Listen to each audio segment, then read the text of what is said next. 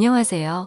스트레스를 엄청 받고 그걸 풀기 위해 사연을 보내보게 된 41살 여자입니다. 저는 한때 헬스 트레이너로 활동했던 사람이지만 나이도 어느 정도 있는 상태고 예전에 사고로 인해 몸이 다치게 돼서 4년 전부터 집안 살림을 하며 지내고 있었어요. 남편은 제가 다니고 있는 헬스장에서 만나게 되면서 연애를 시작하게 됐고 그런 남편과 결혼한 지 벌써 10년이 넘었네요. 저와 남편은 운동하는 걸 좋아하기에 저는 헬스 트레이너 직업을 그만두고 나서도 무리하지 않는 선에서 남편과 같이 헬스를 하거나 아침 저녁으로 조깅하러 나가기도 해요. 유머 코드나 식성도 비슷해서 같이 사는 동안에 정말 행복했습니다. 그런데 우리 부부 결혼 생활에 걸림돌이 되었던 게 있다면 그건 도련님 때문이랍니다. 제가 교통사고를 당하는 바람에 재활치료를 받으면서 집에서 가정집으로 지낸 지 얼마 안 됐던 시점에 도련님이 저희 집에서 잠시 지낸다고 하시는 거예요. 일단 도련님은 제 남편과 14살 차이로 늦둥이라고 보시면 되는데요. 도련님이 군대 전역하고 다니던 지방대가 있는데 그 대학은 메리트가 없다며 편입 준비를 한다고 하기에 다시 서울로 오게 됐답니다. 도련님은 지방대에 다닐 때에는 기숙사에서 지냈지만 편입 준비를 하겠다고 다시 서울로 오게 됐을 당시에는 당연히 도련님에게는 돈이 없다고 볼 수 있잖아요. 대학생이 돈이 있어봐야 얼마나 있겠어요. 시부모님은 도련님이 20살이 되던 해에 돌아가시게 돼서 제 남편이 도련님 부모님 역할을 하고 있는 셈이랍니다. 그래서 도련님이 서울로 왔을 당시에 편입 준비하는 동안에만 우리 집에서 지내게 하자고 하더라고요. 보증금과 월세 마련해주는 것도 부담이고 보증금을 내준다고 해도 도련님이 몰래 보증금을 뺏었을 것 같은 느낌이 들기도 해서 결국 우리 부부 집에서 덜도 말고 딱 1년만 지내게 하기로 했어요. 평소 학교에 성실히 다니지 않아 보이던 도련님이었지만 편입 준비 정말 열심히 하더라고요.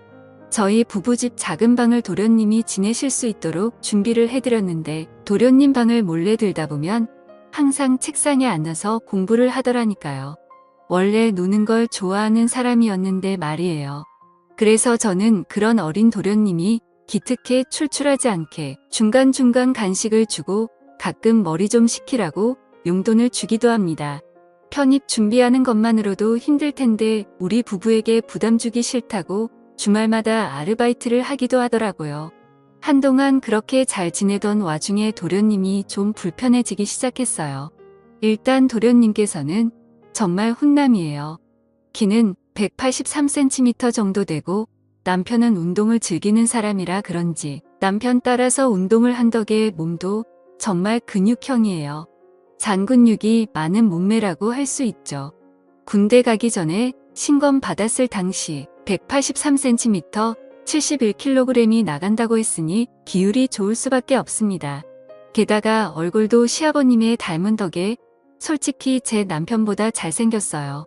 정말 훈남이라고 할 수 있는 그런 남자랍니다. 모자랄 게 전혀 없는 도련님이 저를 여자로 보는 느낌이 들더라고요.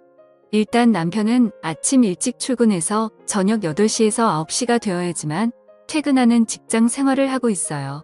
그래서 낮에는 집에 저와 도련님 단둘이 있을 때가 많은데요.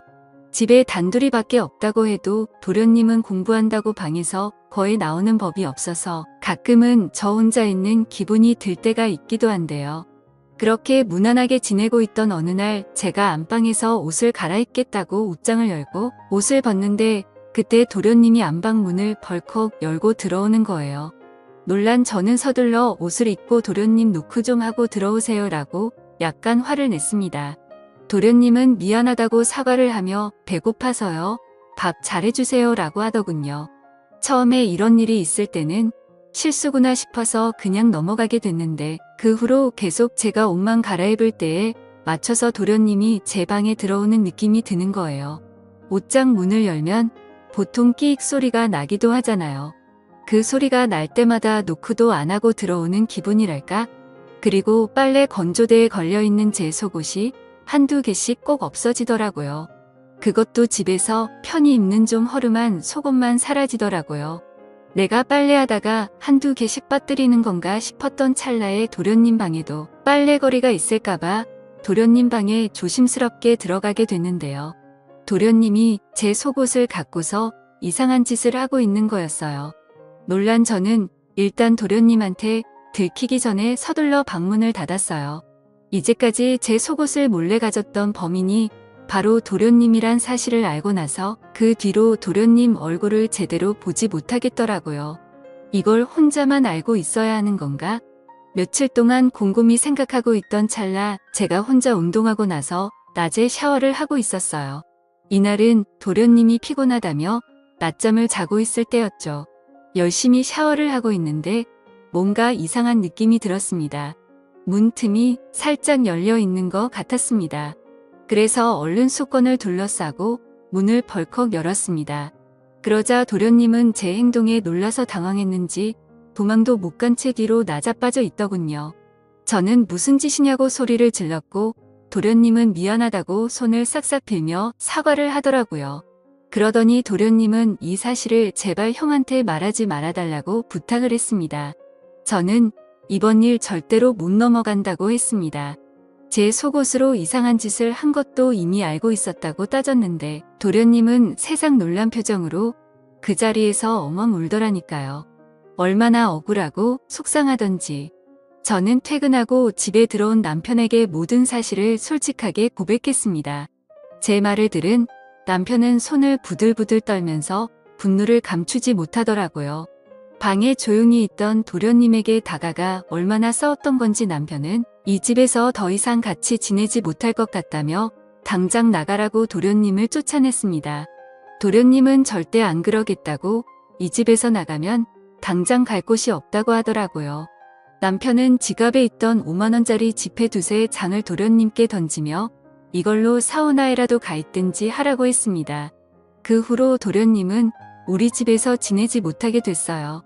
도련님은 거의 한 달 넘게 우리 부부한테 돌아가며 전화를 했고 우리 부부는 그 전화 한 통 받지 않았었답니다. 문자가 오기도 했는데 제발 용서해달라고 요즘 밥 한 끼 제대로 먹지 못한다고 하더라고요. 한창 중요할 시기에 예민해서 그랬던 거라고 제발 용서해달라고 하더군요. 한 달 넘게 애원을 하면서 용서를 구하던 도련님. 남편은 그런 도련님 절대 만나거나 연락조차 받지 말라고 했지만 저는 눈 딱 감고 도련님을 만나보기로 했습니다. 아무리 잘못했다 하여도 남편 동생이기에 잘 살고 있나 그 정도만 알고 싶더라고요. 그래서 남편이 퇴근하기 전 동네에 있는 작은 카페에서 만나기로 하고 갔습니다. 도련님은 보니 사람 꼴이 아니더라고요. 옷도 지저분하고 좀 냄새가 난다고 해야 할까. 게다가 머리는 얼마나 덥수룩한지 왜 이렇게 사냐고 물어봤는데 우리 집에서 쫓겨나고 나서 자기가 좀 모아둔 아르바이트비랑 남편이 지갑에서 꺼내 던져준 돈으로 사우나에서 지냈다고 했어요. 그것도 한계가 있어서 친구 집에서 며칠 지내기도 했다는데 친구도 제 도련님을 받아주는 게 한계가 있어서 나가달라고 부탁을 하더래요. 그래서 아르바이트하는 매장에서 몰래 먹고 자고 해봤는데 사장님이 그걸 뒤늦게 알게 되는 바람에 결국 알바조차 잘렸다고 하더라고요. 모아둔 돈도 없고 그 와중에 편의 준비도 해야 하기에 많이 힘들었다고 합니다. 순간적으로 도련님이 안쓰럽긴 했지만 그래도 도련님이 잘못한 건 잘못한 거라 저는 그런 도련님 얼굴을 보고도 용서해주고 싶은 마음이 들지가 않더라고요. 그래서 저는 그런 도련님께 용서해주고 싶은 마음은 없지만 그래도 한때 가족이라 생각했던 사람이라 용돈은 조금 줄 수 있다고 했어요. 그렇게 저는 도련님께 50만 원을 주게 됐습니다. 제가 준 50만 원을 뚫어지게 바라본 도련님은 갑자기 뭐라도 결심한 표정으로 저를 바라보더라고요. 그리고서 저한테 한다는 말이 형수님 앞으로 저 볼 생각 없다고요? 하는 거예요. 그래서 저는 그렇다고 단호하게 말했습니다.